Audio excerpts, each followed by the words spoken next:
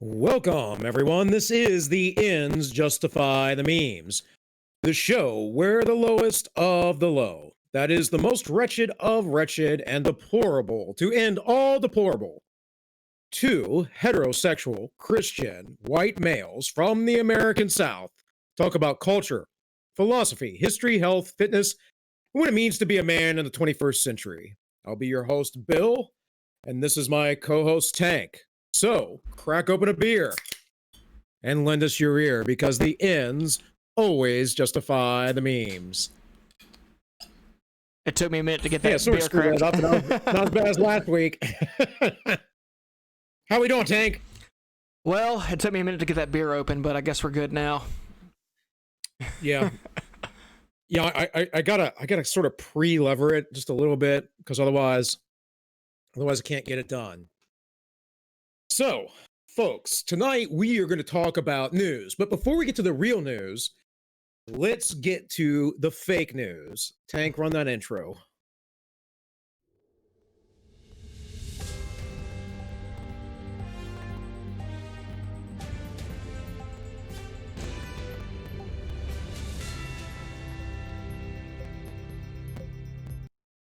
And we're at the memes. We're at the memes. Now, every time I ask you, are they in order? And wait, I see on D Live, they're in order. I got it. I got this. I got this. All right. I am functionally retarded. So Cuties is all but a memory, but not to Joe Biden, of course. He says, I'm going to take a couple days off the campaign trail. Cuties is on Netflix. Fake tweets are the best. Oh my god. Okay, here we go. What's next here? Dementia. The ultimate Biden sticker. I actually feel like I want to get one of those. Not really a bumper sticker guy, but you know. Let's see. And then we have Karen, the shock of all shocks. RBG dies.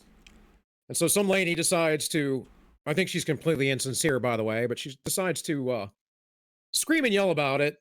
And Biden decides that he's going to sniff her.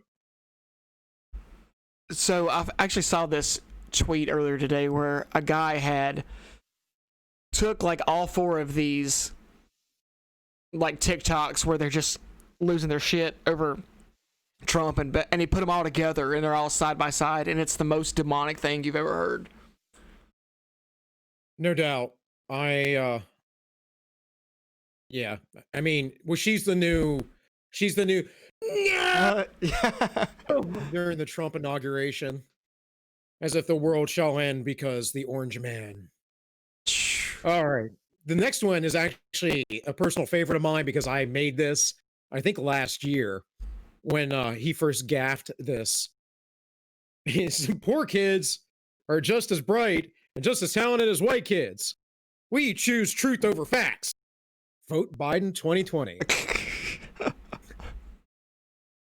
Oh man, what gets me is how, you know, if Trump said something that stupid, the media would capitalize so hard, and you just don't, like, if it wasn't for like these memes, like people like us talking shit about this, all this stuff would be lost by now. It'd be completely memory hold. Well, they give cover because they like the big corporatism. Yeah. You know, when you look at someone like Mitt Romney and you compared him to Barack Obama's policies in the day, Mitt Romney was just Barack Obama. That's where Obamacare came from, was Romney Care. Right. So so here we have Xi and Biden getting along like best buddies. Well, it turns out old Biden might have been getting along with Russia too, so we'll see how that turns out. Oh, no doubt he was. No doubt he was. So the next one, I didn't want to get too harsh because there were some bad Oh RBG yeah, names, it was rough. Yeah. And so regardless of what you believe of her political perspectives, like, she did die. It's someone's mother, grandmother, all that stuff. She did serve the nation. She was a very uh, very strong woman. I'll put it that way. Very accomplished, and I think that's why Death was finally like, yes, because we've all played the claw machine. It's not easy, folks. It's not easy. And then I have no idea what this next thing is, but boy, was this just funny. Oh my god. What? Are they all connected? Yeah, I don't know what that is about, dude. I have no idea why they're connected, or if they're on their way to a protest or something. I have no idea. I have no clue where this came from. That actually looks like the uh, that looks like the Northwest or something to me, but it's hard to say. Is it like a 'cause you just- marathon or something that they're running? That's they're running for RBG. They're running for women's rights to murder babies within the womb. Oh my god. We're going to talk about that tonight, folks. That's not going to get overturned. Not likely. But anyways. And then this one. The next one here. The only thing surprising about RBG dying is that they didn't label it a death by COVID-19. However, there was a hit piece by somebody, or I don't think it was a hit piece, but someone tweeting or something like that, giving these people a hard time, like, how dare you? You had her do your wedding and now she's dead, as if COVID killed her, like she hasn't battled cancer for up 10 years now. I mean, she's had like 3 kinds of cancer, not a healthy person, generally speaking. I mean, I know it happens, but yeah. Okay, what's next here? We got commie memes next.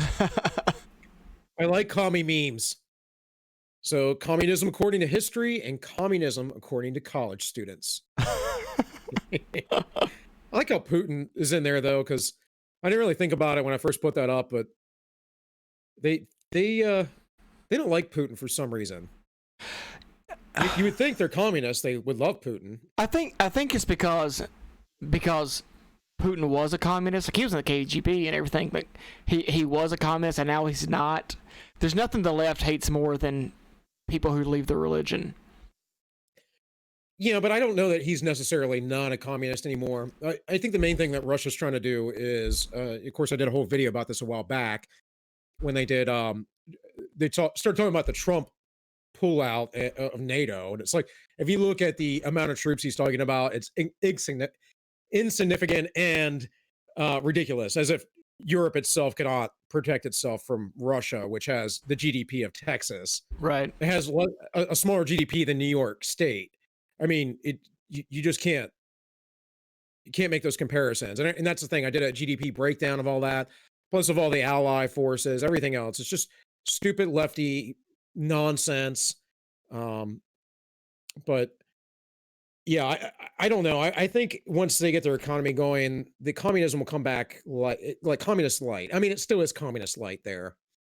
Yeah. So next is all right. So what is the first one? The Lincoln Lawyer, and the other one's I can't remember the name of that movie, but where he plays the AIDS guy with the alternative cures and whatever else, and it says socialists and capitalist countries versus socialist and socialist countries. This could easily be a 2020 meme as well. Oh yeah, like for sure. January 2020, September 2020. But wow. Yeah. All right, let's hit the next one, man. Let's keep moving. Liberals, when someone makes an argument using statistics, crack the knuckles, crack the neck, got to do a couple lunges, got to stretch out. Racist. Right. Everyone's racist. Oh my God. Okay, what we got here? Oh my God. Yeah, folks, don't show your children our show, please. If anyone's out there watching right now, just remember, these are the people that pretend, and they pretend to be offended by the way President Trump speaks. It's true, they really do pretend. Oh my God. They're quite degenerate. every picture is more traumatizing than the next one. Oh my god. Well, you can get it off the screen, dude. I'm not gonna make you keep it. Is this all Ron Swanson? This is old Ron Swanson.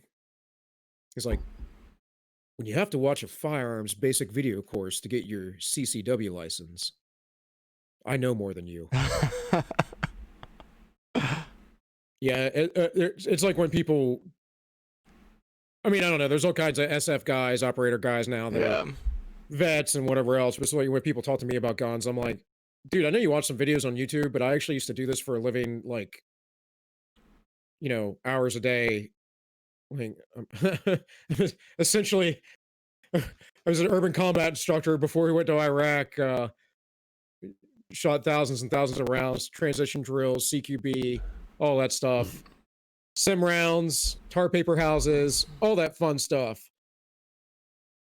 So, anyways, and that's back in the Iron Sight days, man. We didn't even have all that cool high-speed red dot ACOG stuff. Oh man, it's hard. I mean, I don't really like technology that much, but it's kind of hard to beat a red dot.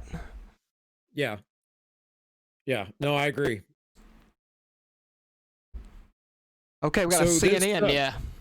Yeah, CNN, the most trusted name in news. Said President Trump said Tuesday that Joe Biden wants to confiscate your gun. This is false.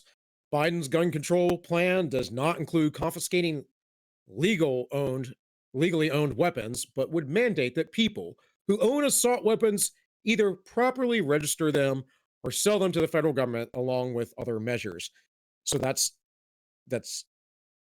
what? Like, there's a difference there.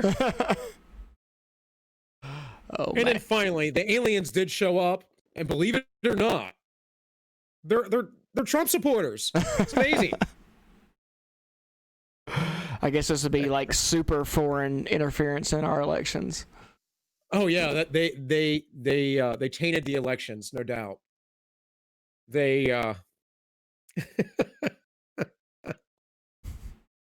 All right. Election rigging. Anyways. All right. Well, you got us up there on screen, man, but that's not... Yeah, I took it off. We are coming out now. All right, and we're back. All right. Looks like entropy went down. What?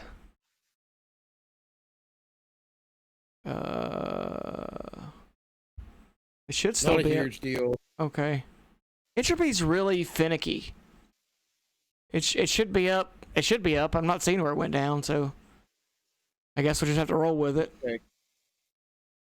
Sorry, guys. This is a, bedroom production. Not the dirty kind, but yeah, just checking on things. Hey, folks, if you are interested, we do have a special guest this Saturday. Kizza GT, he is the co-host of Yiz's Eunuch Corner Club.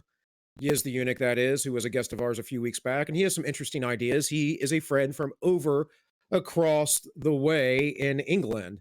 So we'll be streaming there live at 3 p.m. Eastern, right here on DLive, and we will re-upload to YouTube, as we always do, at The Ends Justify the Memes. With that stream cannot go on for more than 2 hours, because I have a UFC fight to see. Adesanya versus Paulo Acosta, baby. And Adesanya might have met his match, because he ain't going to sit there. Acosta's not going to sit there like Romero and play games. He's a bulldog all the way. And either way, they're both undefeated, so somebody is going to take a loss that night. Also, an amazing lineup with that as well. So, with that, man, let's talk about RBG, because that happened first, right? Yeah. And do you have any thoughts on who should be nominated to the Supreme Court? Is the nomination to the Supreme Court of a conservative justice really going to stack the court? What about the Democrats threatening to stack the court as if the Republicans will never be in power again? And that is, stack it in the way that FDR suggested he was going to stack the court.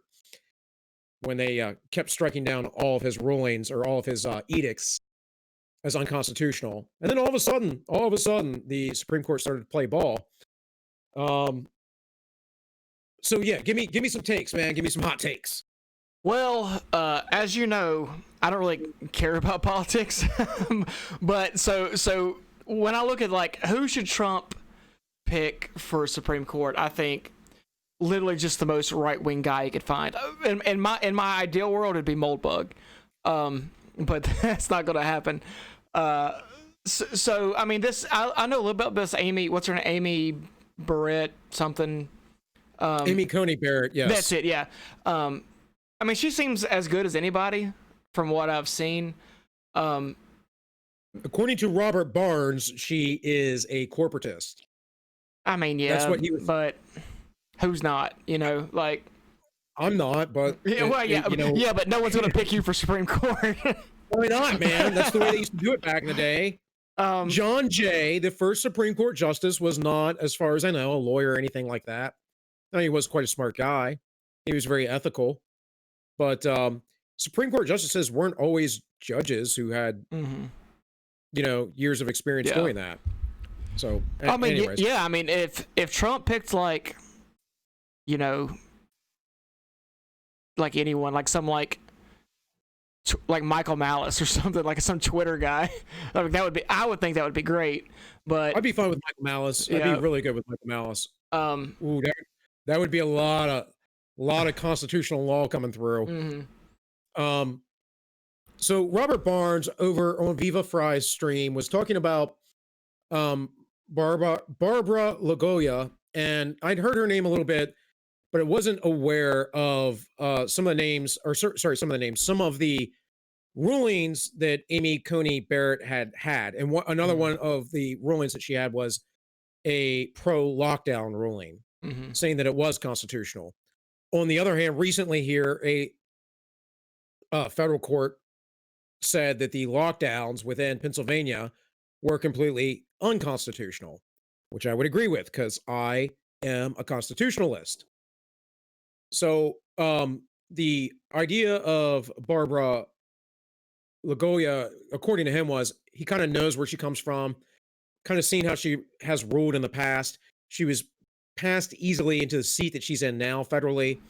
And it's going to be hard for the left to make arguments against the intersectional nature of her. Then again, I also always say, well, it didn't stop them from trying to screw over Clarence Thomas.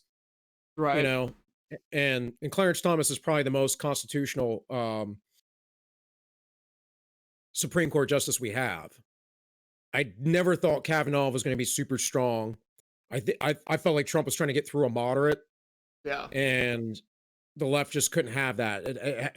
As always, we got to burn everything down and be crazy unless we get our way. But we're not authoritarians. We just come with peace and love. Well, that's kind of why I say, like, I don't care that much. I'm just more about whatever moves the Overton window right. Like, that's all I really care about at this point. And the fact that Trump put up Kavanaugh and he was absolutely,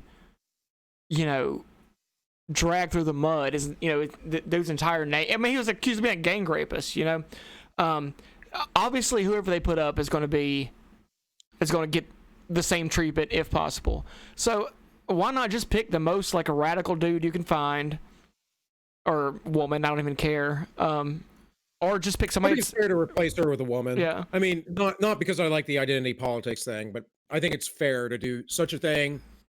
Keep the majority of the court still male. Yeah.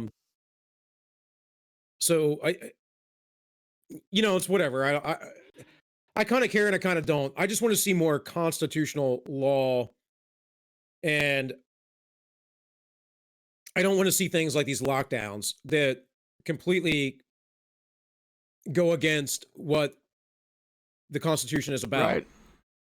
And I kind of did a little video on this the other day. All minus one people, first plug official. All minus one over on YouTube.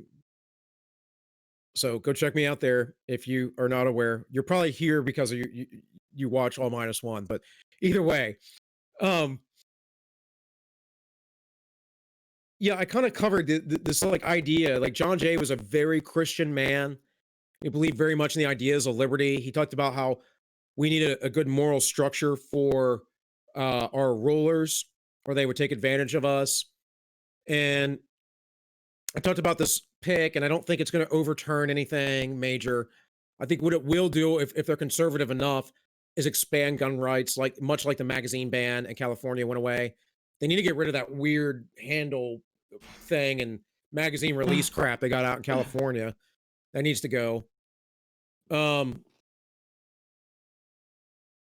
one of the really best takes that I saw recently was on Rising from the Hill.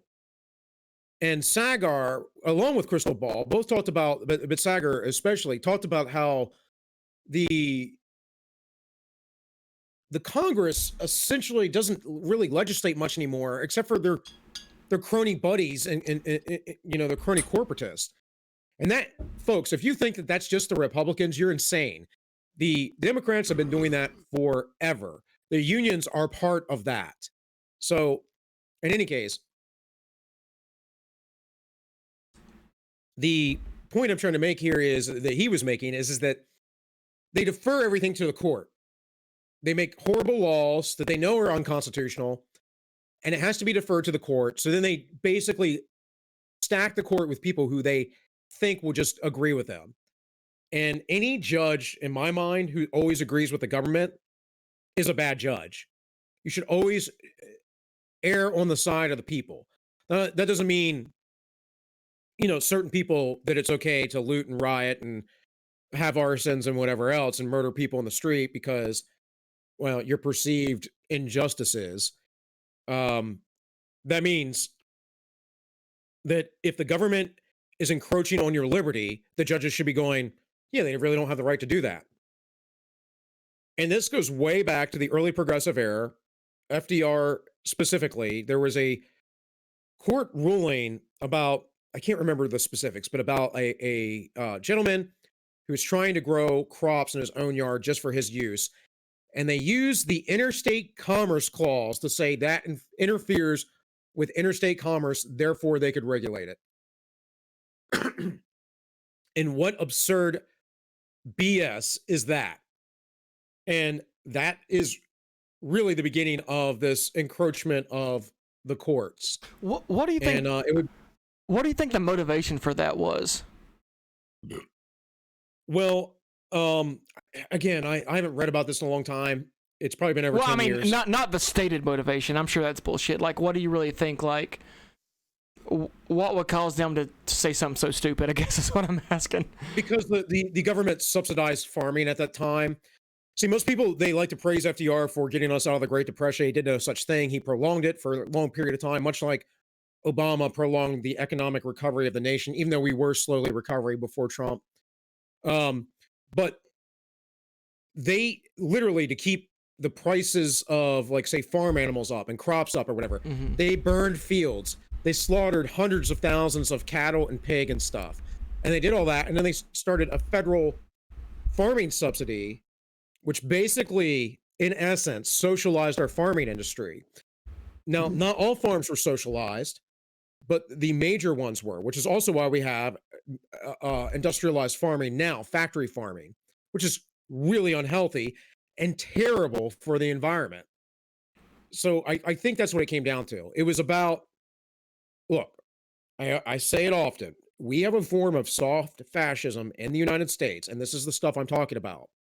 This is the difference between outright socialism, having control of the means of production, and basically fascism, which controls the resources and how it can be produced and by whom. It's really the only difference. It's still centralized authority, control of government, wage and price control, all that stuff. And I think the other thing is that FDR had he was a populist to some degree, and so he had a lot of power and sway, and I think that they could. It's never happened, but they could impeach the justices if they didn't go along. And again, I don't remember the case fully. Maybe it wasn't during his presidency, but I think this particular case was. Oh no, we could Google it, but I'm too lazy to do that right now. So I don't know, man. Look, So every single the National Firearms Act is unconstitutional. Mm-hmm. The drug war and drug scheduling is completely unconstitutional. Remember, we had to pass an amendment to the United States to ban alcohol. Well, it is no different with drugs. There's a reason why the Tax Stamp Act was banned in the 70s through the court because it was unconstitutional. Because the thing was, if you wanted to buy weed, you had to get the weed first and then bring it to get your tax stamp. But you couldn't have the weed unless you had the tax stamp first. So it was this loophole where it made it illegal and impossible. But there's all kinds of stuff that every war that we've had since World War II, the Korean War, unconstitutional. It was because we decided we were going to go in and help out the UN and this peacekeeping thing. The Congress did not vote on it. It was a big scandal at the time. It's one of the reasons why Eisenhower got elected. What else? Before that, I'm trying to think. Oh, the whole executive order where FDR banned gold and also decided that we would only have a foreign exchange standard, where the Constitution specifically says that the United States can only keep money and gold and silver. So there's just stuff over and over again, and that's that era and onward that we just ignore, just forget. You know, how does the ATF regulate silencers, for instance, suppressors? Why is that constitutional in any way, shape, or form? You know, we could argue the Federal Reserve, federal income tax, they had to pass an amendment on. But still, there's just a lot of stuff. I don't like the fact that they added an amendment that senators would be elected by popular vote. That removed the power of the states that they had within the 10th Amendment, which is completely ignored all the time now. So there's just all kinds of stuff, man. And I just like to see us move more back toward the Constitution. And I don't think it's going to make people change. It's not going to change Roe v. Wade, which is unconstitutional. It's not going to change the Civil Rights Act, which was also unconstitutional. People just generally accept those things. I think what will happen, like I said, maybe guns. I had a few people I talked to this weekend who I don't think they know what they're talking about.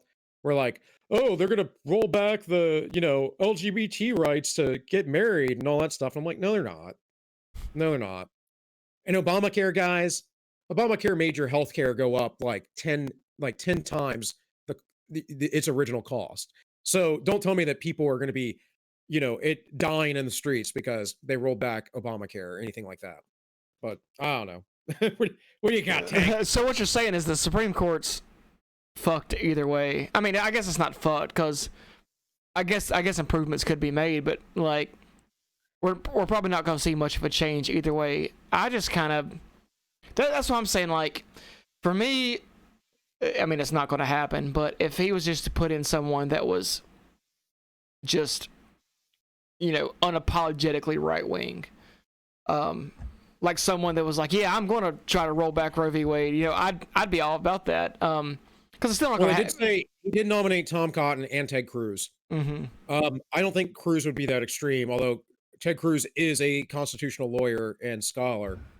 There were rumors in the wind, and I don't know. I really like Judge Napolitano, but there were rumors in the wind that Trump said he wouldn't appoint him ever, and that's why Napolitano went against him so hard in the last couple of years.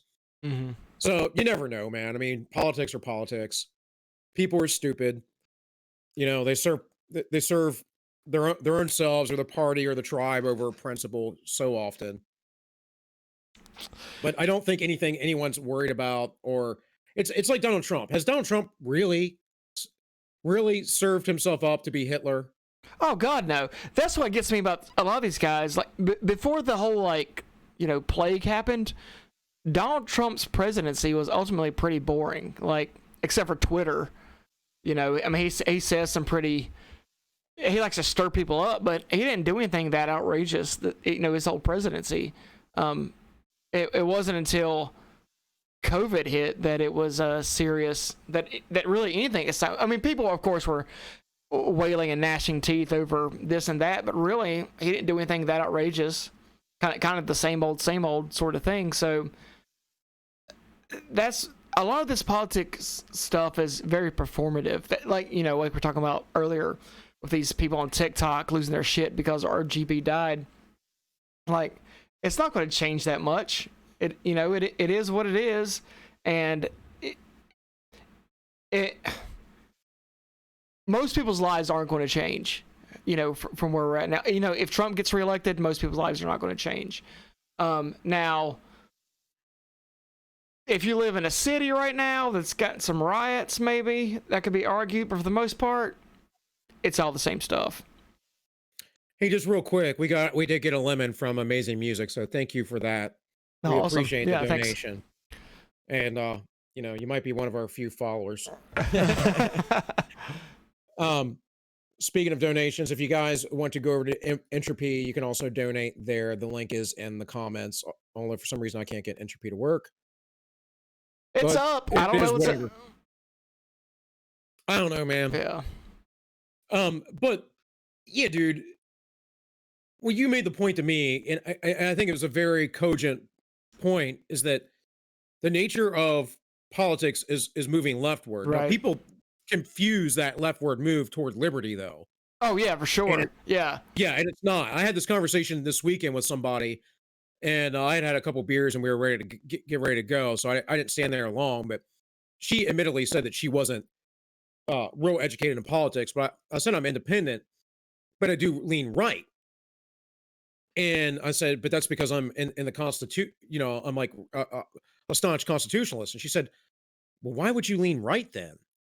And I'm like, do you know that what the left has done, what is the perceived or considered left has done over the last century and a half to the Constitution? I mean, I'm not a fan of Lincoln personally, because I think the South had a right to secede, regardless of the slavery issue. Slavery is evil, but whatever. I'm not a fan of Lincoln because he freed the slaves. So. You dig it. But he didn't free the slaves, by the way, folks. Lincoln, that's a myth. He didn't free the slaves. The Emancipation Proclamation had nothing to do with slaves in the North. Only the slaves in the South, and they were technically a different country then. But it's kind of like Hong Kong and China, or Taiwan and China more accurately, where the Taiwanese was like, no, we're not part of China. And the Chinese government's like, hell yeah, you are. So yeah. But I don't know, dude. I don't think much is going to change, and I think, like I said, we might see some better gun rights issues come out. That the feds can't ban a lot of stuff. I mean, I'd like to see someone challenge. I doubt it will happen, but I'd like to see someone really challenge birthright citizenship. Yeah, that would be a good one. Yeah, because that is not a good thing for this nation. The reason why that was implemented, folks, is because they wanted to make it expressly clear in the Constitution that slaves that were born in the United States, once freed, were citizens, because the Democrats were trying to keep them from having rights of citizens. And they did that all the way up until the 1950s. Mm-hmm. So, but the party switched. No, they did not. No. The only switch that happened was Democrats decided to become neocons, and the neocons were Republicans. Right. That's the only switch. Voting switch, because people's minds changed over time. Mm. The culture changed. But I don't know, dude. You got anything more on that? I mean, I'm just kind of with you. There's a lot of things I'd like to see happen, but I don't think anything major is going to happen. You're right, though. I think, because if I'm not mistaken, you can correct me because you probably know more about this than I do, but I remember hearing that the Supreme Court actually refused to see a lot of cases about guns recently. Like, they just decided they weren't going to take them up or whatever. I forget who said that. I saw it somewhere. But they were Well, yeah, they haven't looked at the bump stocks or any of that stuff. right. As far as Okay, I know. yeah. And look, the ruling, here's a really interesting one. The ruling on the wedding cake. The wedding cake baker, Mhm. just insanity. Like, you do not have the right to force me into labor for your own purposes. This is one of the things I don't like about the Civil Rights Act, other than its unconstitutionality. I understand, that we needed to have some law to essentially say, hey, on the federal level, everyone is going to be treated equal. We had to get rid of segregation. And remember, that was years that separate but equal was constitutional law before they flipped it. A very long time. Hey, it's coming back now. You've seen black student. California. Well, yeah, that, and even before that, black student organizations in certain colleges were saying that they needed black only like student centers and black only dormitories. So I mean, so what was the point? Well, what you're seeing is the communist black movement, which is very old, goes back before guy like the Black Panther Party or anything like that. And what you're really seeing is what Manning Johnson wrote about in the 1950s, which is how they purposely use black people. They used to invite American blacks over to Russia so they could teach them the propaganda. It's just really old stuff, and part of their whole thing is to essentially have segregation. Interestingly, not really the Russian people that I know, but they'll tell you about Russians. Russians are really racist against black people, just generally speaking. Oh yeah, I mean, some of the most racist jokes I've ever heard towards black people, or comments, not even jokes, was when I was in China. Japan, they're another one. Yeah, there's actually a commercial. I think I don't remember if it's China or Taiwan, but it's a commercial for a like laundry detergent, and this girl's like washing clothes, and this black dude walks in, and he's like kind of being flirty or whatever, and she like waits for him to come over, and she throws him in the washing machine and puts in a bunch of these washing powders, and then pulls out an Asian kid. Like, what the fuck? Like that's beyond what you would see like the alt-right on Twitter do right now. Yeah, wow. Well, it's not allowed over here. Yeah, it's and that's the other thing, man. I don't agree with it. I wasn't raised to be racist. I have a Christian standpoint on it as well, but like, you're allowed to be a freaking racist. It is, just don't act on it. Just don't go out and kill people. Well, that's the thing is, like when people talk about racism, there's levels to racism. Like, Albanians don't like Greeks. It is what it is. And I think when people say, "Oh, we need to stop racism," well, most racism is pretty like if your neighbor who works on model cars all day, doesn't like black people, he's not out killing anybody. He just doesn't like black people. Whatever. Some people don't like sushi. It is what it is. The racism you got to worry about. Those people are wrong and dumb. Sushi is like my favorite thing. It's the best. Like the racism you got to worry about is violent racism. Like that's what but when's the last time we really saw violent racism on any serious scale? Well, there's been riots for 4 months now. Before that, like when's the last time the Klan went out and like lynched a bunch of people, or anyone really? But that's the thing, though, you want to talk about it on white versus black. It's right. I used to despise when people be like, "There's no such thing as reverse racism." You're like, you're right. It's just racism. Just you're judging me based on my ethnic characteristics, and you don't even know my ethnic You don't even know my ethnic heritage. Like, I get it. I look white. I mostly am white, but I got some other ethnicities in me, guy. I had a Brazilian girlfriend that was, porcelain skinned and everything. And her grandfather was a black dude. Yeah. You wouldn't know. She's a beautiful girl. And about the only thing you might think was like that was her hair, because it was, very very dark. It was black, but Mhm. it was like nice and silky and whatever else. So I don't know. I'm just saying, like, you just don't know what someone's ethnicity is. I'm trying to forget. There's a can't think of his name, but there's an actor. So he's like in the movie Inception. He plays one of the like Vatos and Training Day, where they go to kill Ethan Hawke in the bathtub and all. It's like him and Spider and a couple other guys. I can't remember their names in the movie, but he's a Maori. Maori's from New Zealand. Yeah. That's what he is. But he plays all these different ethnic characters, based on just his look. So he'll play Latins. He's played Indians. He's played whatever else. And it's all based on his looks. You don't freaking know. And it's just silly to assume that you know. And if you knew anything about migration patterns, if you knew anything about how people moved across nations and continents and whatever else over time, you'd see there's a lot of diversity and intermixing of people. And the only reason why ethnicities, I think, exist at all is essentially, people get isolated, and you're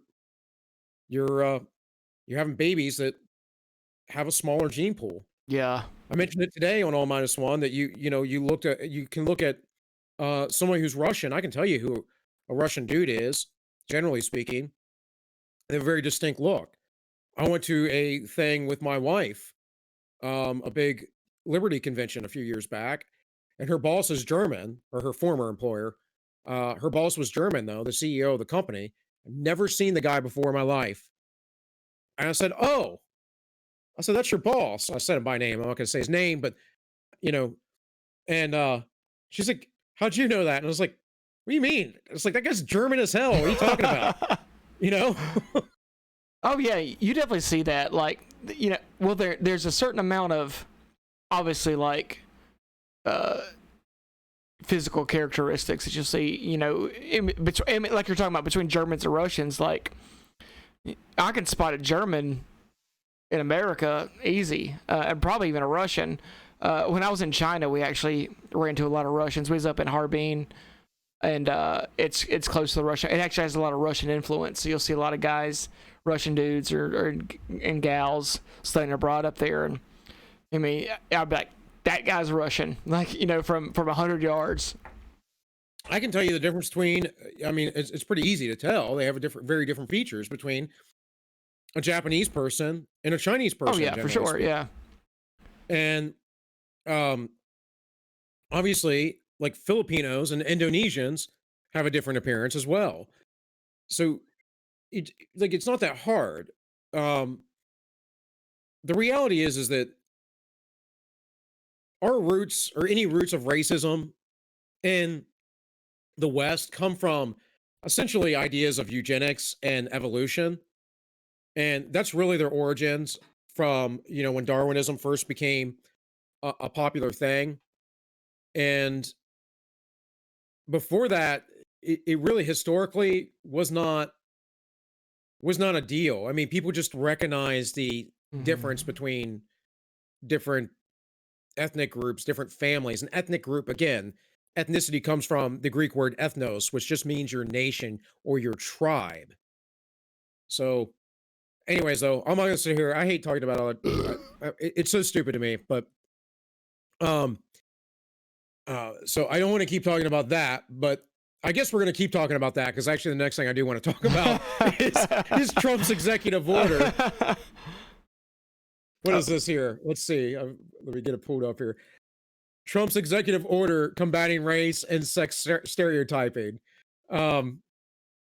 which, mind you, he needed to do this because this anti-white nonsense is out of hand, has been out of hand.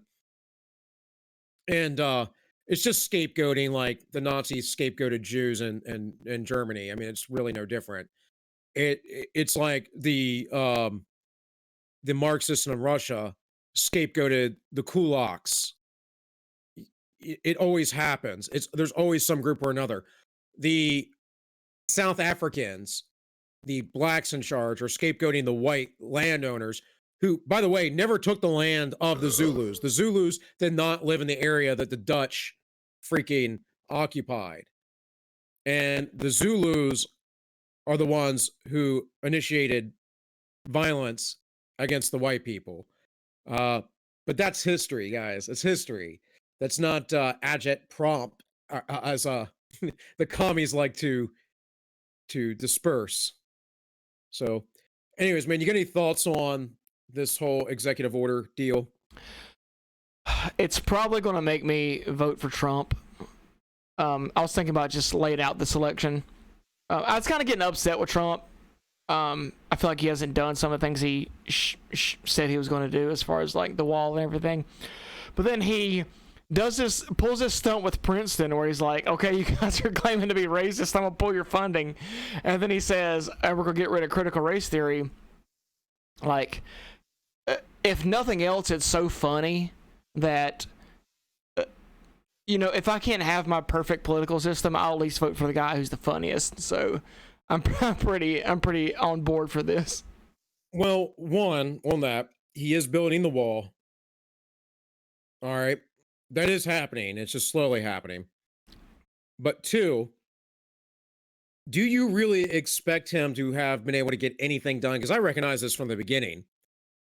When the deep state goes so freaking deep, many of his advisors were people that he was probably being recommended. Someone like, for instance, John Bolton. Right. Who was a horrible pick. And Trump has been anti-war 100%. Mm-hmm. Now, don't get me wrong. He had to deal with ISIS. That was our fault, though. We created ISIS. And before some fool out there who's ultra-right wing is going to be like, are you blaming terrorism on us? No, but I'm blaming Barack Obama's policy to leave weapons in the field and vehicles and armaments to embolden crazy jihadis. Yes, I am blaming that administration on doing such a thing. I'm also blaming them on taking keeping kid gloves on and not eradicating them. You remember when Trump went after them like right away and they were like pretty much completely defeated and destroyed within like 30 days? Mm-hmm. I was like, why have we been over in the Middle East for the last 16 years? Yeah. Oh, I know why. Because we wanted to be there and we wanted an excuse to be there. That's why. So then you had the whole impeachment thing, the whole Comey scandal. That was immediate in his presidency. Mm-hmm. Then impeachment, quid pro quo, Ukraine, Russia and Ukraine are enemies. Both working with Biden, though. So... Yeah, no, you're right. I mean, I may be being too hard. I honestly don't really know how the government works. I haven't been a cheerleader of his, dude. I mean, I've appreciated stuff he did, but I've always been really skeptical. And in this last year and a half, I've been like, okay, I'm voting for Trump. And then these riots happened on top of that. I didn't like his COVID response either, but I'm like, okay. And my thing is too, is I'm not like on the left where like his COVID response was horrible. No, I think the lockdowns were horrible. And the idea that we would do that, he didn't lock anything down though. It was the states that did that. Mm-hmm. I think he provided good support for the states, but he allowed, someone like Fauci to talk way too much. And Fauci's an obvious globalist. Oh yeah. Once I found out he worked for the WHO, I was like, okay, yeah, nothing you say is legitimate in my eyes because I know how corrupt the WHO is. But anyways, yeah, I mean, I guess I'm kind of clocked out on politics a lot anyway. I mean, we've had conversations about this that I'm a very reverse looking kind of guy. So I don't really put a lot of stock in what's going on today so much.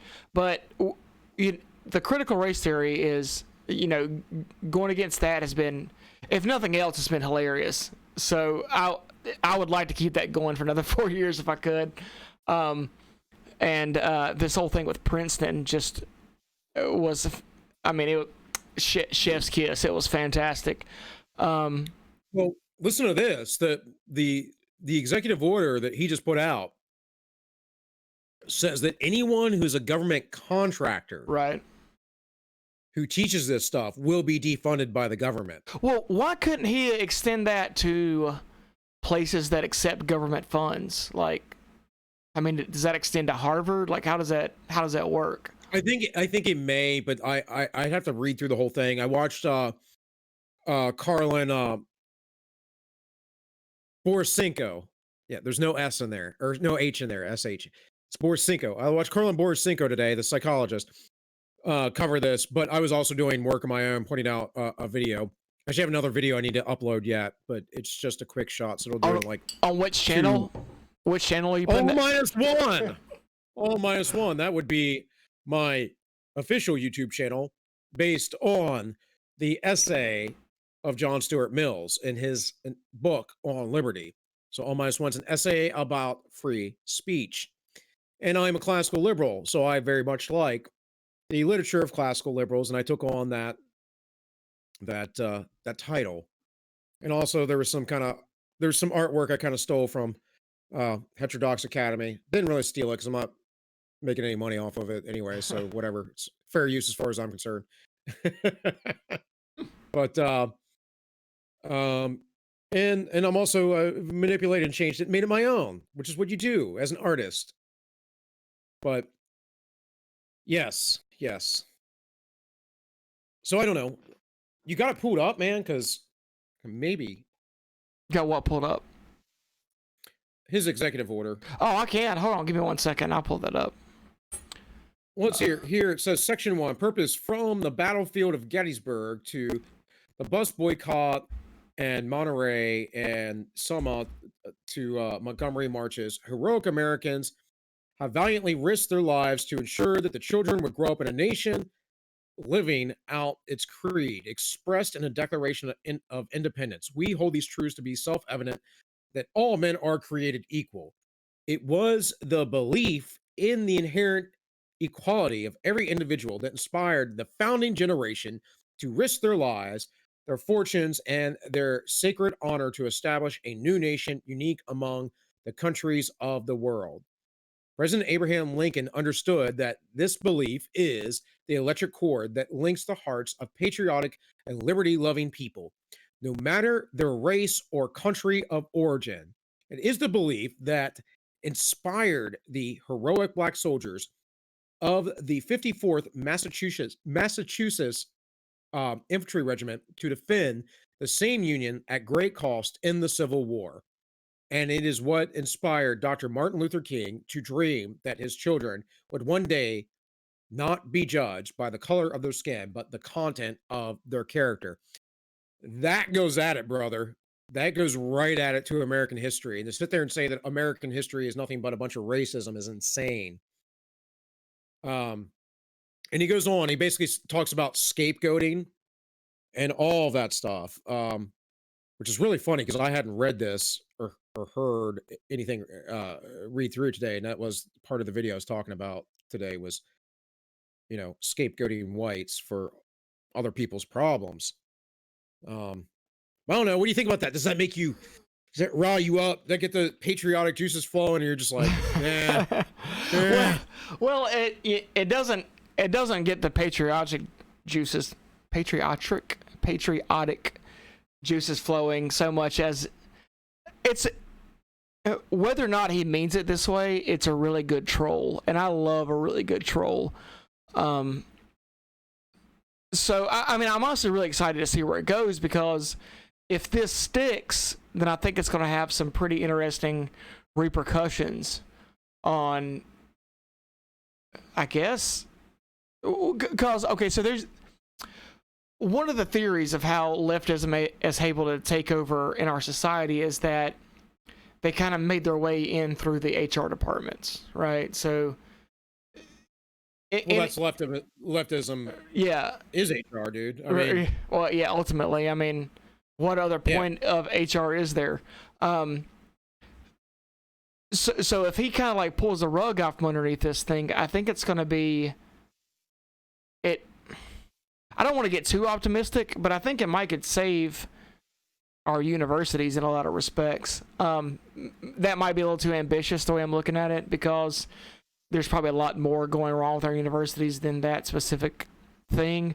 But yeah, we lit a bunch of communists in back in the 60s, and then they've continued to espouse their nonsense. But the universities were left before even the 60s. Yeah.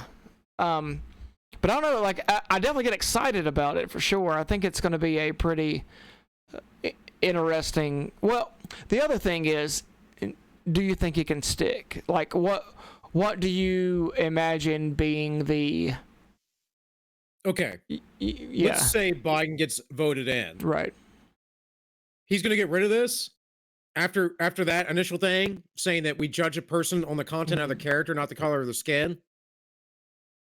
Let me read a little section of this a little bit further down. It says, a Smithsonian Institute museum graphic recently claimed that concepts like objective, rational, linear thinking, hard work, being the key to success, the nuclear family, and the belief that a single God are not values that unite Americans of all races, but are instead aspects and assumptions of whiteness. The museum also stated that facing your whiteness is hard. It can result in feelings of guilt, sadness, confusion, defensiveness, or fear. All of this is contrary to the fundamental premise underpinning our republic that all individuals are created equal and should be allowed an equal opportunity under the law to pursue happiness, prosper based on individual merit. And he goes on to talk about, again, the scapegoating, how he'll defund anything. It's honestly, I think whoever in his legal department wrote this, or aides, or whoever the hell it was, did this masterfully. Because if you get rid of this, you essentially have to say, as a president, that all of the things that underscore what the ideals of America was, whether we always lived up as a nation to that or not, is garbage. And that's what the left is doing. Look, man, we're talking about right now, I think Rasmussen has the black voter support for Trump at 33%. The Latino voters at 60%. See, when he went into office in 2016, you had guys like me that listened to what he had to say, but I was skeptical because he wasn't proven. Now, I knew the media was smearing him, but I also knew he wasn't part of the club. Now, does that mean I think that Trump is like the greatest guy ever? No, he's a scumbag just like the rest of them. The difference is he's not part of the club. And I honestly think that he does, to some degree, want to help the entirety of the country. And he will go down, despite all of the media nonsense, as a great president if he gets reelected in his next 4 years, can get us out of all this globalist, communistic, nonsense, man. So that's kind of the way I look at it. I mean, it's really the clincher of why I'm voting for him. I didn't decide I was going to vote for him for sure until last fall. And I thought, though, too, at the same time, I was like, well, he could do something between now and then that I don't really like. But yeah, I mean, I'm on board. And again, I'm not like a Trumper, MAGA, 2020. I'm not any of that at all. I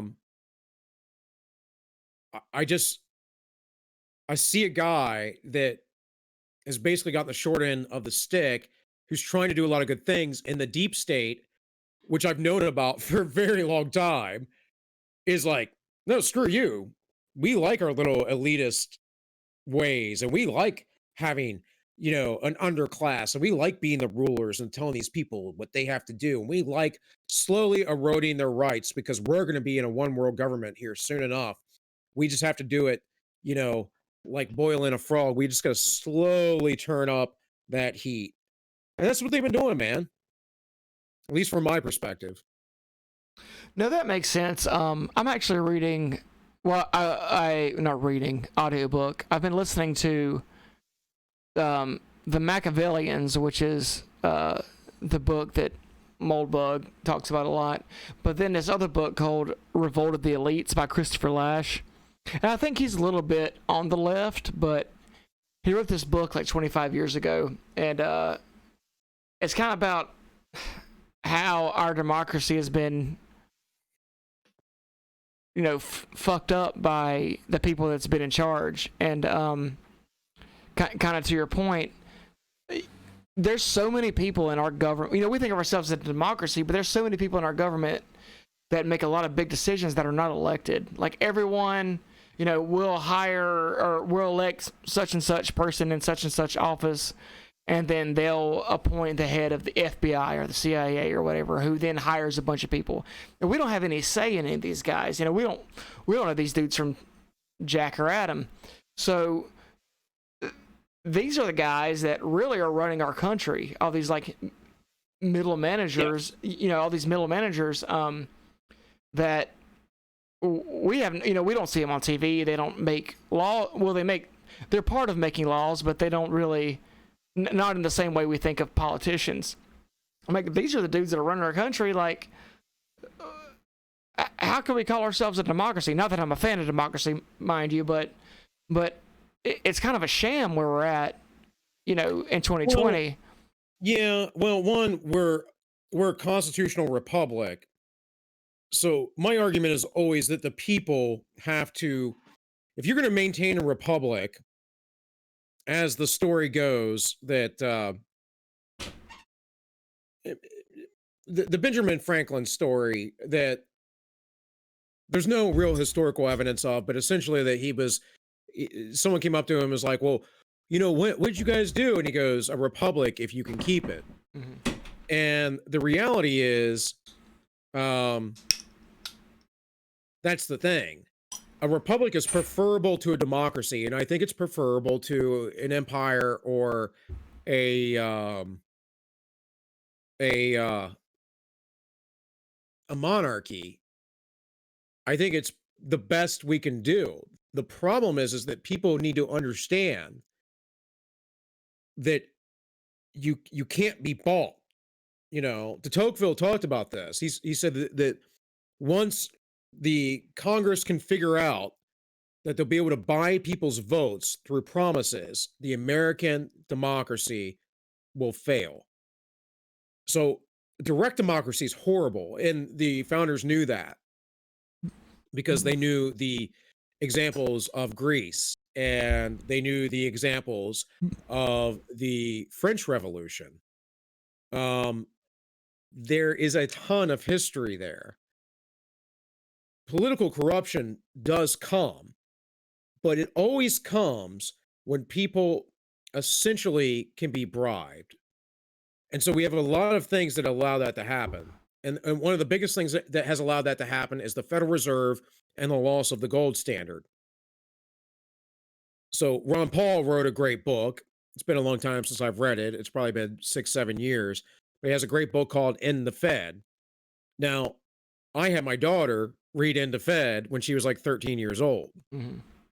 But see, that's me being a responsible citizen and saying, here are the arguments, and educating my daughter and not allowing the public schools to do such a thing.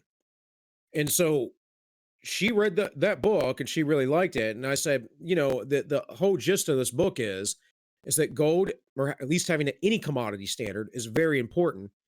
And once we went off of that, and you can just have crazy inflation, it just causes crazy corruption. Now, we saw the same thing in Weimar Germany. Once Hitler took over, Gunter Riemann wrote a book called The Vampire Economy. That's exactly what he talked about, is once the central government had control over not the means of production. So socialism just changed a little bit, but the government owned all of the resources. And so if you were a tire maker, it's one of the first examples he gives. Excuse me. You have to compete against all the other tire makers for resources. Well, how do you do that? Well, you go to your local official and you say, hey, my business needs this more than his business. Here's here's a couple grand, or whatever it is. You start bribing. The system encourages corruption, just like communism encourages corruption. All these systems do. The only way to get away from corruption is to have honest, sound money. I think this is one of the beautiful things that people do not give enough credit for, and the creators of this nation is they actually had an appropriate amount of checks and balances. Now, I think there should be more.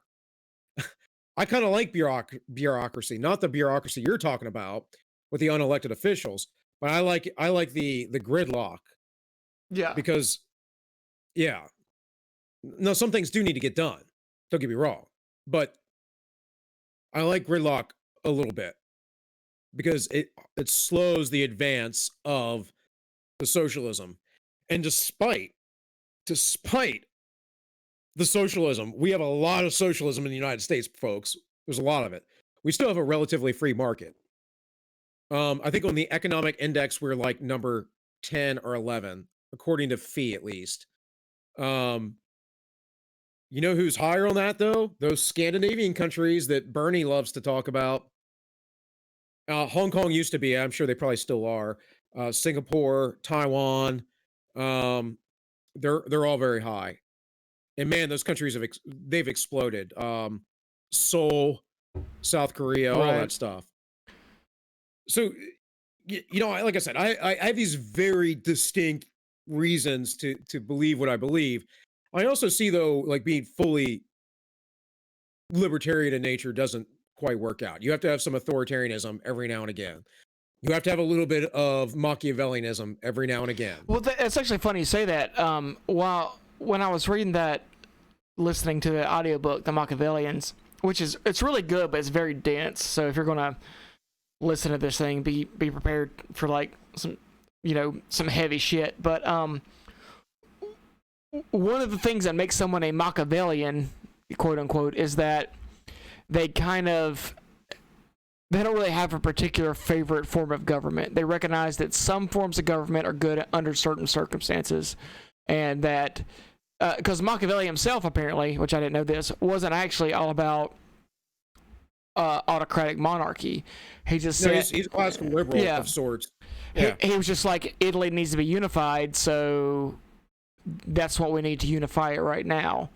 Which is a pretty interesting concept. I think a lot of people, when we talk about political structures, thinks about building political structures to be there in perpetuity, rather than understanding that things are cyclical, which really makes a lot more sense. History. We know from history that every single government has been cyclical. Even the regimes that said they were going to last forever didn't. So that's something to take into consideration. But it's a pretty interesting concept that you're talking about. That because I'm more or less a libertarian at heart. Like the libertarian platform is I agree with pretty much everything in the libertarian platform. My issue is that having freedom. I think a lot of libertarians, the problem they have is that they want all their freedoms codified. So we're going to create this constitution, for lack of a better term, that's going to, secure all of our freedoms. Well, if you look at how these tech oligarchies run things, then we're not really that free. And in fact, Hans Hermann Hoppe, we talked about in the past, has said that really, if you want to be free, you're probably going to have to get a monarchy in here, even though that seems to run counterintuitive to what we think about. So, that's kind of where I'm at in this political journey, I guess, to make it. The problem's always power, man, and that's the problem. I'm always going to say I have with monarchies, because it's about power. The issue is that the people have deferred their power to the government in our constitutional republic, and they haven't put the proper checks on the government, and the courts have been improper. By the way, I saw you were drinking a Fat Tire earlier, and I'm glad that you're a real man and like Fat Tire. So shortly after I was out of the Marine Corps, I had an old friend from the Navy, and she'd been out about a year before me, and I went and hung out with her in Colorado for a few weeks. And everybody drank Fat Tire, and that was back in like the summer, late summer 2003-ish. So I just got back from Iraq and everything, and all that. But I think what was it? Just up until a few years ago here in my area. It's been a while now. I think I might have been married by that point, but I think it was nearly 10 years after that. I couldn't get Fat Tire anywhere around here, and then suddenly it was back in. I was like, Yeah. "Oh my god, Fat Tire!" You know, I don't drink it too often anymore because I don't drink a lot of dark beers anymore. But yes, it's very tasty, folks. Very tasty. So, um, so yeah, I don't know. I blame those who would want power. So Nancy Pelosi is a perfect example of this. Nancy Pelosi has no political positions on anything. Nancy Pelosi was a fundraiser who was married to a multi-millionaire man, and she did Democratic fundraisers and eventually took over a seat that they were basically told to do so. And she does nothing. She has no stances, no nothing. The only thing that she knows how to do is be cutthroat. And she's Machiavellian in the true sense of what people think, you know, Machiavelli talks about in The Prince or Mhm. Principles. Um in Sometimes you need that, but that cannot just be your one trick, you know? Right. You can't be a one trick pony. And I like to think of myself, I'm more of like a Renaissance type man or a let's say jack of all trades, master of none. Like there are going to be some things I'm better at than others, but I like to be really well rounded and pretty knowledgeable about a good deal of many of things because I'm afraid that if I become an expert, it's one of the issues that I've always had with experts is that I become myopic. And when you become myopic, you're essentially you're blind because you can only see one thing. So for instance, I think Anthony Fauci is a myopic person, right? Which then makes him obtuse to reality and he has no clue about what is best or what is good or whatever else. And you know, he got excited in videos that I watched of him like the other year is getting excited about the possibility of having a big pandemic. Oh yeah, all these people are going to die and I get to finally do my job. It's like, dude, that's not something to be excited about. That's like being excited to you know, go as a firefighter to have to go rescue people from a fire knowing that a building's going to burn down, you have to risk your own life and other people might die. You shouldn't be excited about that kind of thing. Yeah. No, I mean and that's what I really hate about our society now is we've diverted so much of our decision making and we've diverted so much of our decision making to what the so-called expert, and I'm using some heavy quotations here, which really didn't exist 150, 200 years ago. Like the idea of an expert is pretty new, and to anyone who says, "Well, oh, we should trust the experts," all you gotta do is look at the food pyramid. You know, experts came up with that, and now we have people reversing type 2 diabetes with a ketogenic diet. So, well, that's all political. We've talked about all this before. I mean, but that's kind of like you. But we've always had people that were influential in our society. You know, even if you take an agrarian society of like 100 people, you have an older dude that's been around a while and he's got some influence, but he's not necessarily an expert the way we think of. Well, and people are like, I believe in science. I trust the experts. It's like, so you're a sheep. That's because that's the way I look at you. You're just a sheep. You're being led.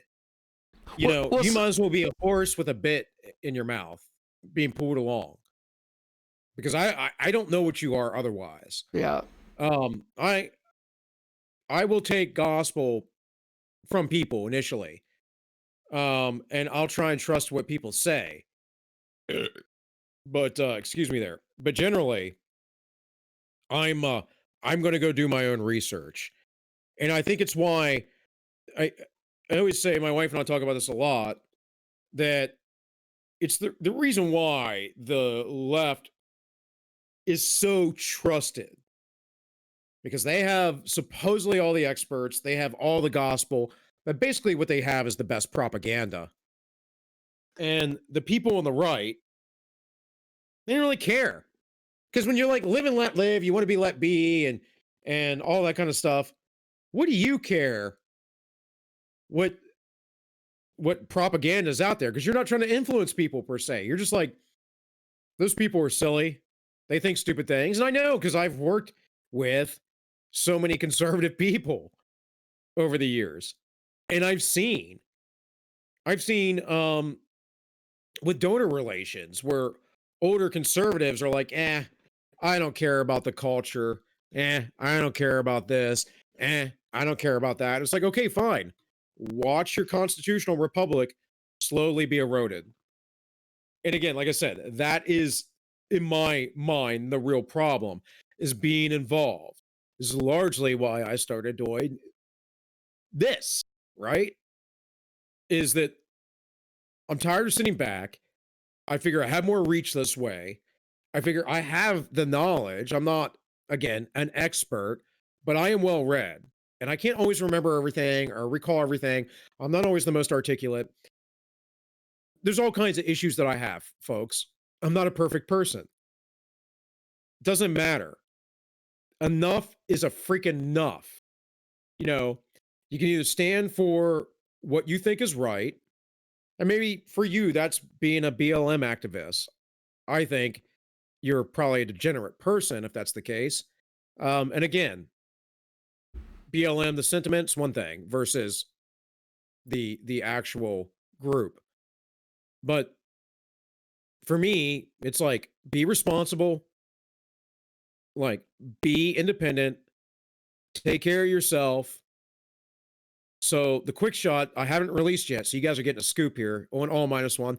That's number 3 officially, but so I might have one more. But right after this is over with, I'll be posting that up. I just don't want it to interfere with my CPU right now. So I talk about this. Like, when lefties talk about rights, they're always talking about positive rights. Now, positive rights make other people your slave. And it's as simple as that. Negative rights, like the rights I believe in, don't require anything of you other than to leave me alone. But a positive right, say to healthcare, requires me to demand your work and your labor for me. But what if society disappeared overnight? What if there was some sort of great extinction event? Or if the Civil War keeps ramping up that we're in the middle of? What if that happened? Who is going to provide your right to health care, your right to housing, your right to food?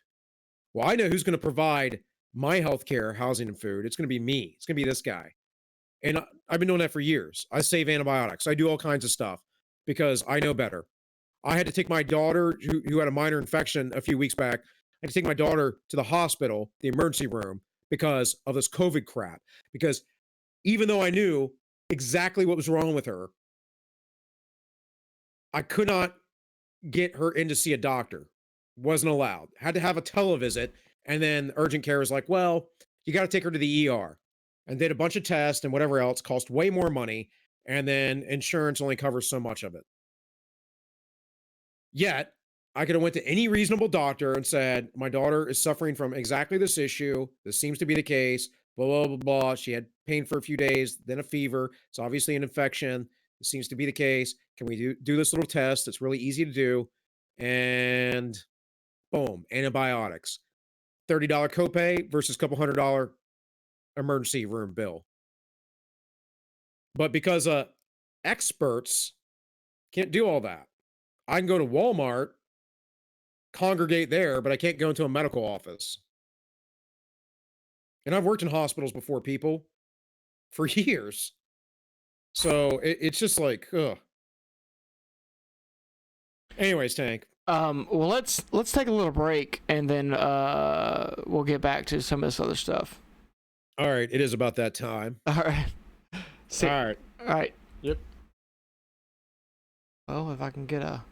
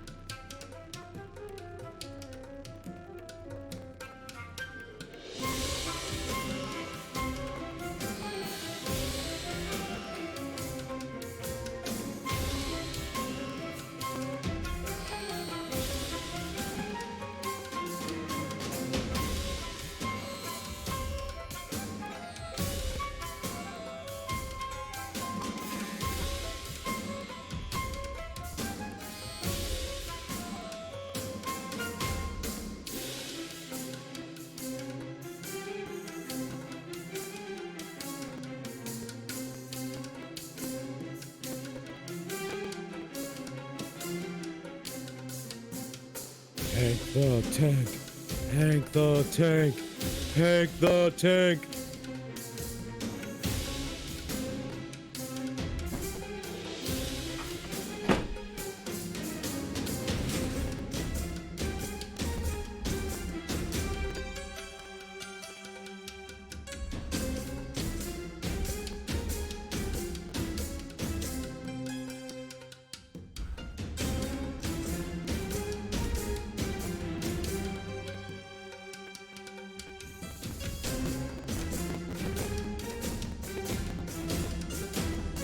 Okay, we're back. Up yet? Yeah, we're back. All right. Okay, So here's another point to that before we move on, just to clarify to people too. Obviously, right, there are researchers and there are people that need to be focused on certain things and they have a passion for it and they do inform us.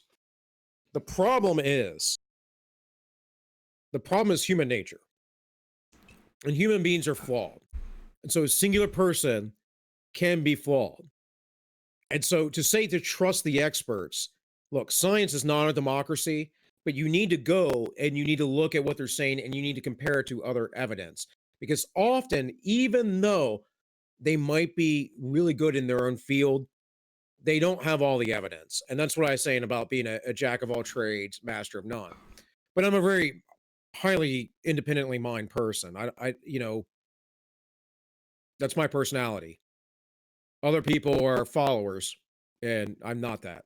So, well, culturally, we've kind of got to this point to where we want to defer our outlook to, different people. And the thing about it is, like, a lot of these guys are, the experts, whatever you want to call it. They're experts in certain areas.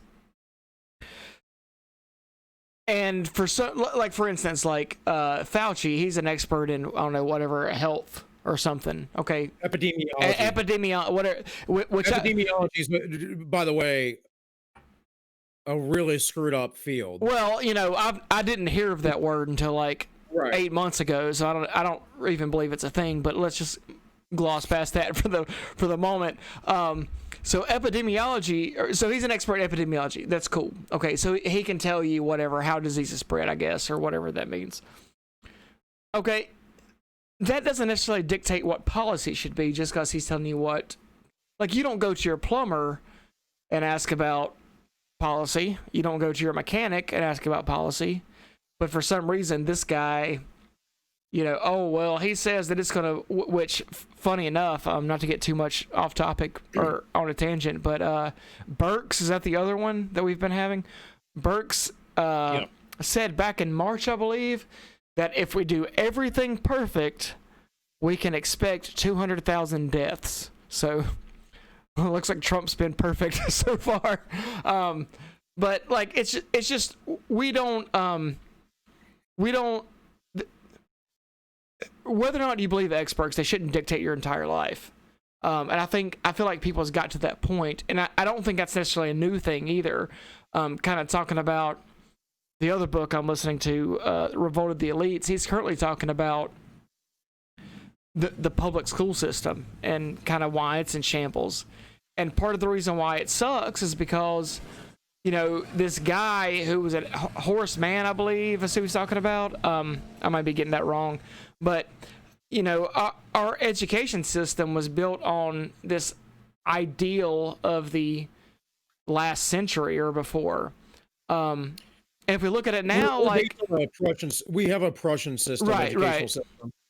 And look, there's a lot of stuff there. We could do a whole episode about that. And actually, I would do some rereading because I haven't read up on this in a while. But yes, the educational system is based on the Prussian system, which is about making good national workers. And it's also highly unionized, so it favors teachers over students. Why do you think the Democrats don't want school choice? Right. See, if they were really liberal, they would allow people to have choice. But it's all authoritarianism. it is the biggest bait and switch to use that word for them. The Constitution is liberal. See, if you follow the Constitution, you have liberality for people, you have freedom. What they are libertines. Libertines, meaning they don't want any morals or regulations, and they want people to just be able to do whatever they want and still be protected, still, go. They believe that material goods and hedonism is what promotes a fruitful life. I don't think they all believe that. I think the smart ones know that they get to lead if Right. society's like that. Well, yeah, I think that's part of what's going on in the modern era, is that you've got a lot of people that really favor bureaucracy because they want to be the bureaucrats. They're either bureaucrats or bureaucrat aspiring. But power brings prestige, man. Right. Power brings prestige. Well, Yeah. I don't even know that it's necessarily. Well, yeah, it is power, but it's also, there's just a personality type. I think I said this in the past, that just really likes making rules. That's why you get bad leaders too. Yeah. You get bad leaders, rules for thee, but not for me. But like when you talk about the public school system, it's a shit show. Like what do you learn in school? Like really, honestly, what do you learn in mandated public school? I mean, dude, it depends. I'm not saying I had the worst education, but I was also a lackluster student. But I remember going through, especially middle school and high school, and kids would be like, "How do you know this?" or "How do you know that?" And I'm like, "They taught us last year." I'm like, "Don't you realize everything they taught you, they're talking about now, we covered last year?" And look, there's things. I was briefly an education major, so I did teacher observations and tutoring. Um, there are just crazy things. I was in schools in Maryland where the general policy of education was you didn't fail middle school kids because at that time they were too emotionally vulnerable. And so it hurt their feelings. So instead of them being able to read or write or know history or be able to do math, you just let them pass on because their feelings were more important. And I tutored kids who were 6th, 7th graders who could not read Dr. Seuss, which means they went all throughout elementary school being passed on as well. Right. And that's insane. That is absolutely insane. And we're talking about someone who's dyslexic. I'm very dyslexic. I could not read well or decent until I was in the 4th grade. I still can't spell for crap. Yeah. And I'm an avid reader. I've learned to compensate over the years. I used to have a very, very hard time, still do to some degree, with fiction.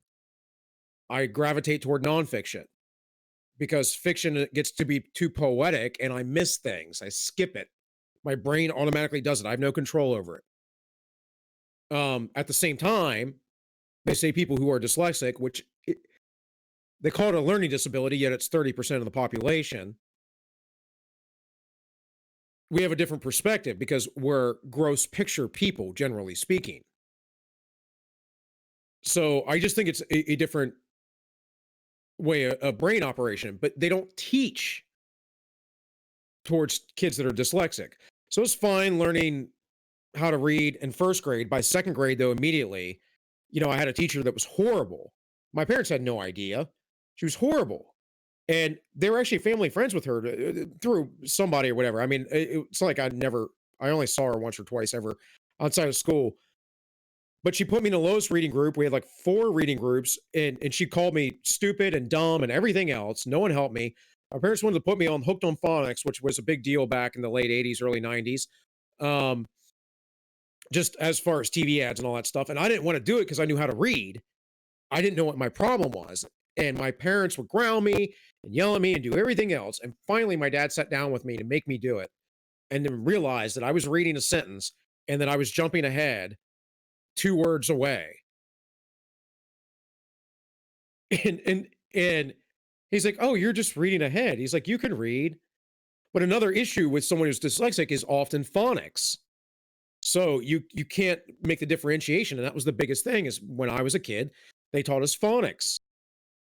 It wasn't until I was in the 4th grade that my 4th grade teacher, who was a man, not a woman, by the way, first male teacher I had, realized that I could read just fine and encouraged me to do better. In my 3rd grade class, I spent almost every day of recess catching up on my work because I was slow. And it's not that I'm slow because I'm stupid. I was slow because I'm dyslexic. I can't read as fast, or at least then I couldn't read as fast. Now I can read a lot faster. But that stuff happens. And I went through this with my daughter. And I worked so hard to get her to be able to read well, and I had to teach her through rote. That's how I learned, was through rote. Wasn't through phonics. Phonics didn't work for me. Rote did. So it pure memorization. And I have a pretty good memory. I used to beat my mom at the memory game when I was a little kid. So don't get me wrong, it's not perfect. And especially because I'm an insomniac too. So if I don't sleep, my memory's crap. But my daughter was having all these problems, and I would talk to her teachers, her 2nd grade teacher, to be like, well, are you, I think she's a little bit dyslexic, seems to run in my family. Well, it's too early to tell. Well, it's too early to tell. That's what they always told me. And it's like, no, it's not too early to tell. I'm telling you, as someone who went through this, she is dyslexic. And at the same time as being a dyslexic, I was a math savant of sorts. I was in some special math class where we were doing algebra and statistics and stuff in like 1st grade or 2nd grade, and I had no idea why I was even in that math class. It's because I state tested really high for some reason. I hate math, by the way, because it's tedious, and my dyslexia screws me up with it because you have to be very precise in keeping everything in order. But I understand it really, really well. So, like I said though, that's just not, you're not going to get that in a just standard education. Another issue is we teach kids based on age level instead of ability, and that's just stupid. It's just completely stupid. So I'm all about charter schools or private schools or homeschooling, which is probably any future children I have I'm going to do. And then the other factor is you have indoctrination. And I remember way back in like 1st grade or 2nd grade being told that, communism's a good thing. So I'll be 40 in February. So that's like what, 86, 87? And I live in a fairly conservative area. My whole thing, looking at it is, we spend so much time in school, till we're 18 if you graduate high school. And, most of my peers that graduate high school, if I caught up with them today and asked, like, what do you actually remember learning in high school? Now, well, obviously, a lot of people learned how to read, learn how to do basic math or whatever. But like in high school, what did you learn? Well, we read the Diary of Anne Frank. Okay, well, you can do that on your own. Well, we read Great Expectations or whatever book, gets assigned. Most people don't remember anything from high school because most of high school, or most of school in general, isn't really about learning. It's just about giving kids something to do while their parents are at work. And socializing. Yeah, and socializing.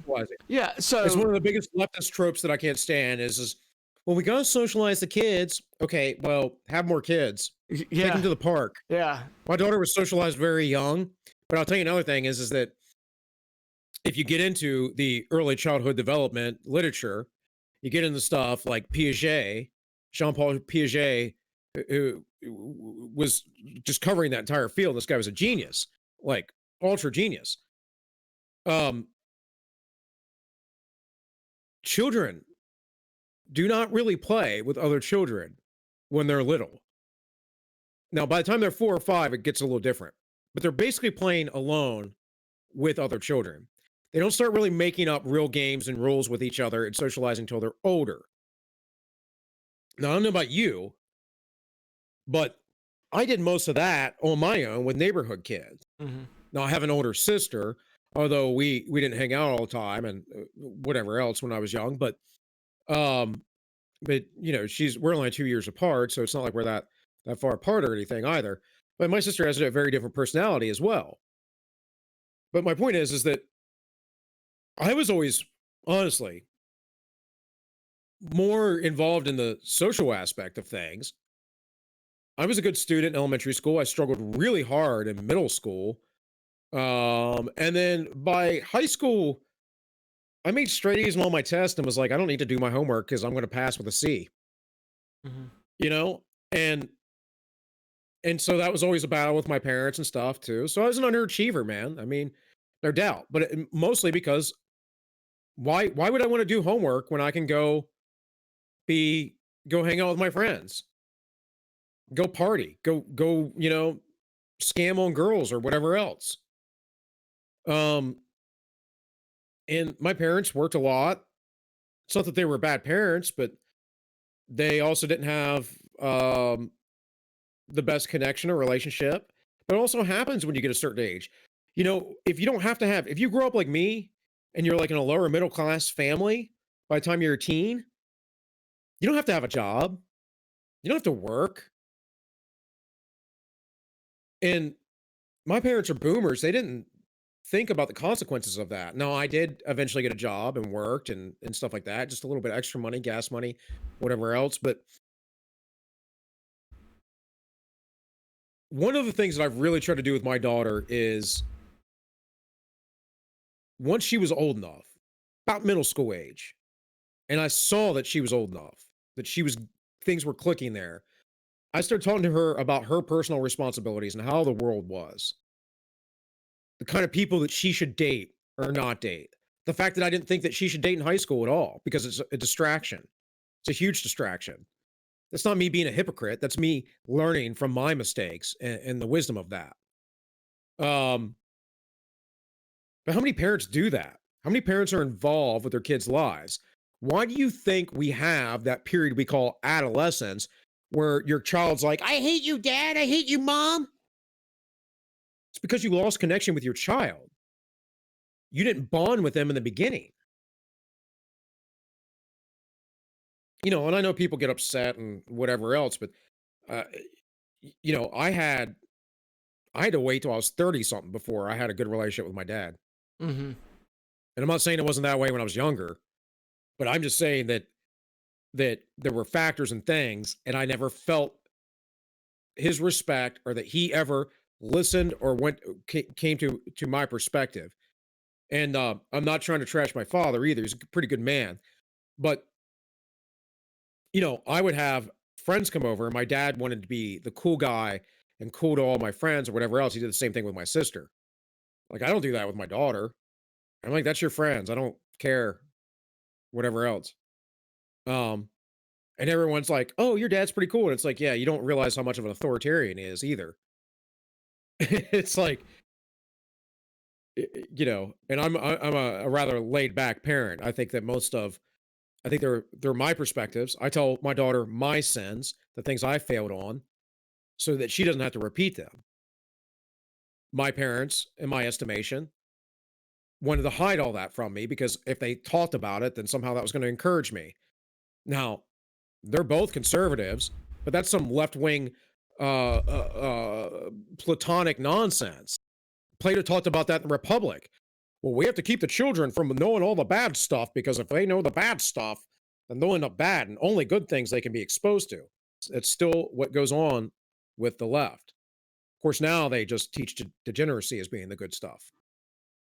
But I don't know, man. If you got we're always in the weeds. I'm fine talking about whatever. But you got anything else to say? No, we can move on. That was pretty good. Well, let's talk about. Look, I'll mention the Breonna Taylor incident real quick and riots in Louisville, but I think most people are aware that that's going on. Let's talk about this Hunter Biden thing real quick. Okay.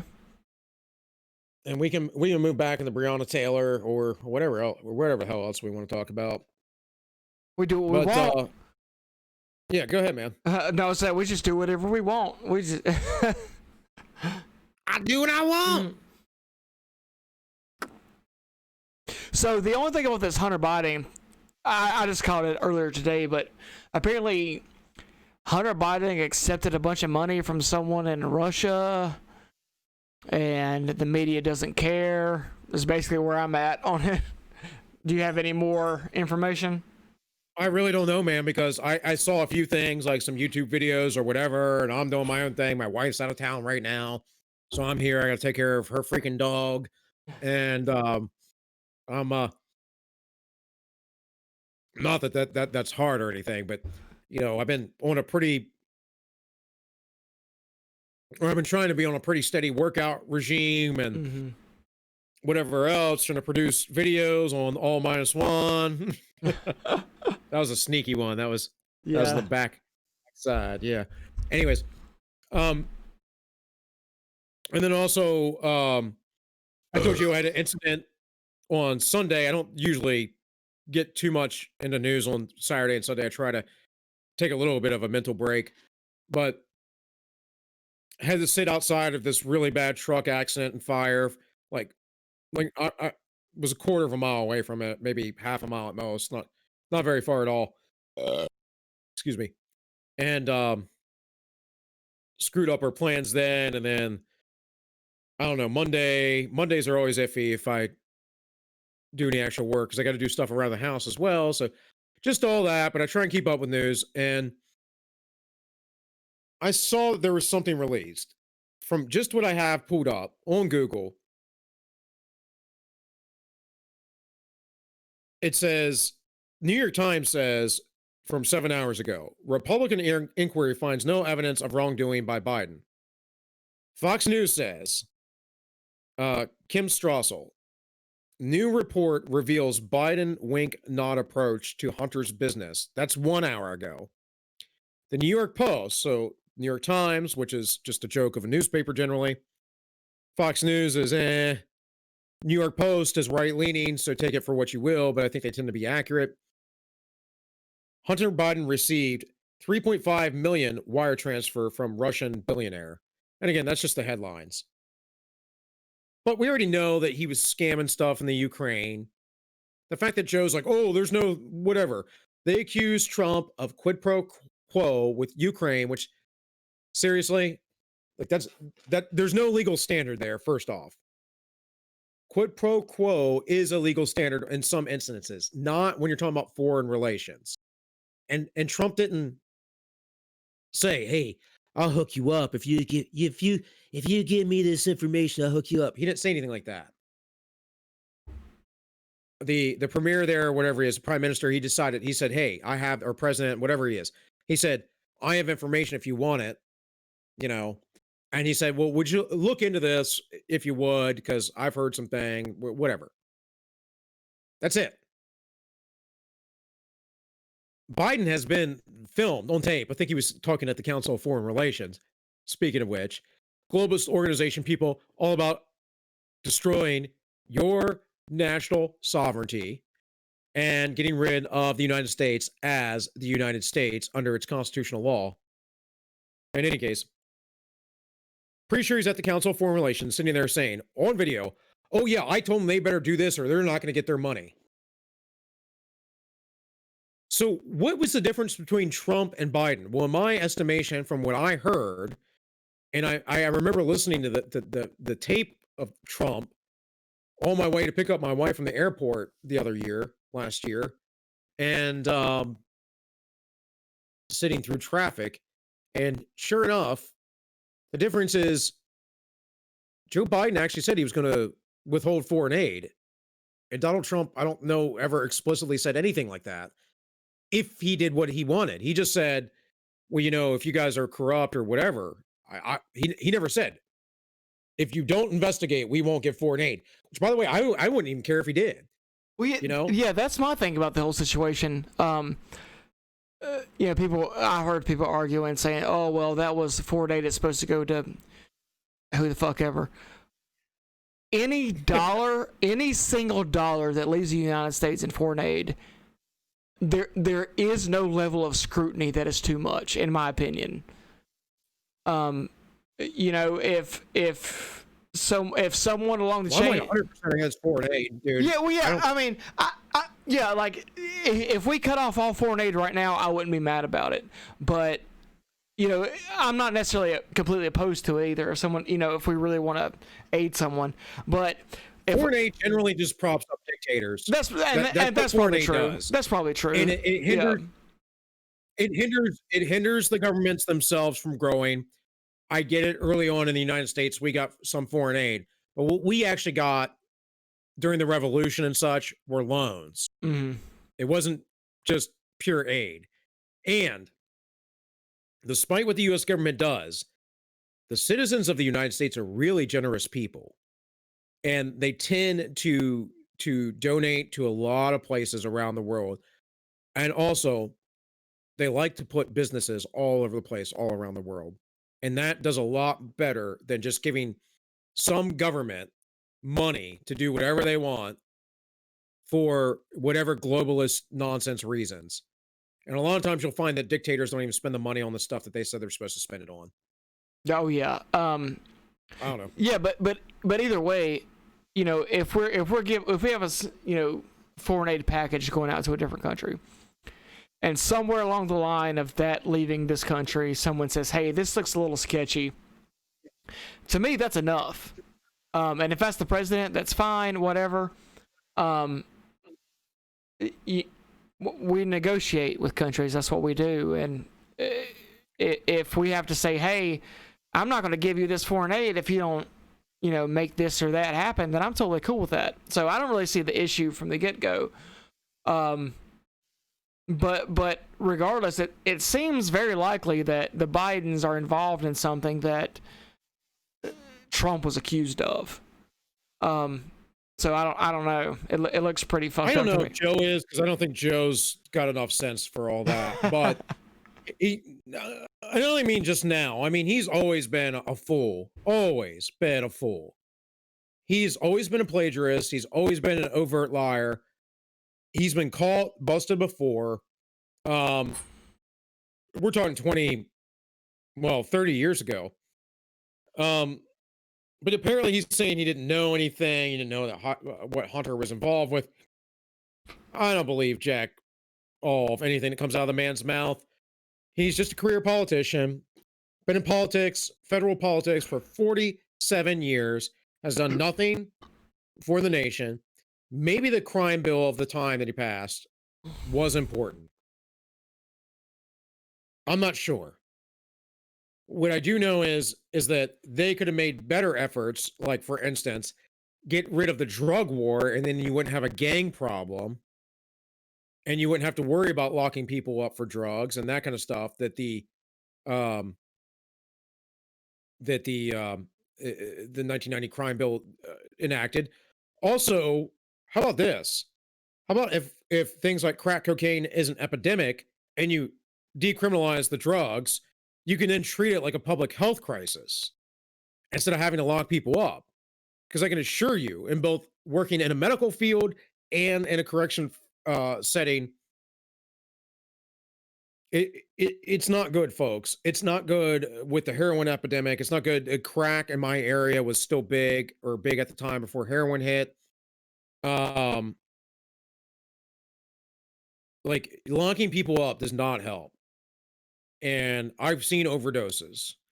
I've seen people die of overdoses. I've seen people recover of overdoses. I've had to hold down people so that we could treat them because of overdoses. That's not something that you're going to change because you put people in prison. And you're not going to stop gang violence by essentially making a black market. That's what creates gang violence. Need I remind you of prohibition? Alcohol prohibition. What happened? Mafia gained a huge amount of power in the United States. Speaking of which, you know who propped up the mafia in the United States for a long, long time? The unions. You know who props up the unions? The left. How about that? Yeah, I mean, it's pretty corrupt. I don't think that's news really to anyone who's been paying attention for the last 70 years, but I'm just saying, man, yeah. I can make so many connections. I mean, we could talk about, you could talk about, do nothing Republicans and Republican corporatism and whatever else. Yeah, but the left does that too. So what the hell? Yeah. I mean, how much more how much more do they do? And then go, no, it's the Republicans. It's the Republicans. So Yeah, I don't know. but we probably need to do a show one day about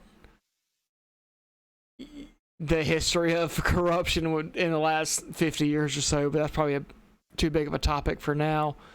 I don't know what else we got on the docket here. We're talking about. Just Breonna Taylor riot. Okay. So I can cover that pretty quick. Essentially, it goes something like this. It wasn't a no-knock raid. The police department in Louisville came in and they knocked several times. There were witnesses in the apartment complex that saw this. They finally broke in the door because they had to serve a warrant. The guy fired at them, shooting one of their officers in the leg. That, of course, warranted firing back. I don't think the boyfriend, her boyfriend that fired, did any. I don't think it did anything. But I don't think they hit him. I don't know. I don't know all the details. But it did kill her. Mm-hmm. Okay, she has a history of being with shady men and drug dealers. She's probably not a very good person. And if her boyfriend hadn't shot at the police, she would still be alive. The one guy that is being charged, he is being charged for basically doing a negligent shooting because he fired his weapon and it went into another apartment building and almost hit her husband and this woman's husband, and she was pregnant. Now he's just charged. Everyone else has been exonerated. And so Black Lives Matter is doing what they do. They're burning everything down because these other people are criminals. Now, if we didn't have a drug war, this might not have happened. Mm-hmm. If her boyfriend had not assaulted the police, this might not have happened. Either way, I don't think this has anything to do with anyone being of any race or the cops being racist, period. Right. Yeah, I sympathize with the libertarian outlook that there's a lot of the police force has some issues they need to deal with, and I think that I think there's definitely some training issues, involved. You need more, dude. 100,000%. You need more training. And maybe we can. I've martial arts since I was like 10. Yeah. And went through Marine Corps training as an infantryman, as security forces. Mount instructor, urban combat instructor. I don't know what the military even calls mount anymore. Something different. But maybe that's a show we can do in the future. Talk about because I definitely have a lot of problems with the police force and how it's run. That being said, one thing I read this. I don't know if it's true or not, but one person said that that the police in this situation were wearing body cams, but they don't have any body cam footage. So that's a little suspect. That's one thing I'll concede as maybe something more's up than should be up. I don't know. But they haven't released any, but I'm a big fan of body cams. Yeah, I am too. Body cam is actually one of the reasons why I have, not one of the reasons why my boss tried to do something shady and decided that what he saw on the body cam was a way he was going to get me. Yeah. For infringing someone's Fourth Amendment rights as I was private security. Sorry, buddy. There is no infringement of Fourth Amendment rights from private security. I not held to that standards. First thing I told him. But whatever. I did my job. I did what I was supposed to do. I got a weapon and drugs out of the facility, and whatever. He just wanted to throw me under the bus, and I said, "Screw you! I'm not working here anymore." So, but I have principles, But yeah, no. I mean, like when body cams were first coming out, because and back during the Obama era, back like 2012, all that. I was like a big proponent. I was like, hell yeah. Oh yeah. And I remember a lot of guys I knew were worried about it. They were like, well, they're just trying to watch us and whatever. And I'm like, guys, it protects us. Like, unless you're going to do something wrong. Mm-hmm. And don't get me wrong, sometimes guys do something wrong. Oh, for sure. And things look bad on camera. Like sometimes, that's the problem I have with a lot of the law enforcement training that I've seen, is that one, it sucks, and two, if you do it too well, it'll look bad. But that's a whole different topic. But look, man, it comes down to this. Depending on what agency you're with, where it's at, a lot of times they won't take guys without college degrees anymore. Mm-hmm. But it depends. You can go down to DC and be a cop real easy without a college degree, or Baltimore, because they just need cops. Right. However, a lot of places will only take college applicants. It doesn't mean you're well trained. It means you learned a bunch of criminal justice hoobly-choo.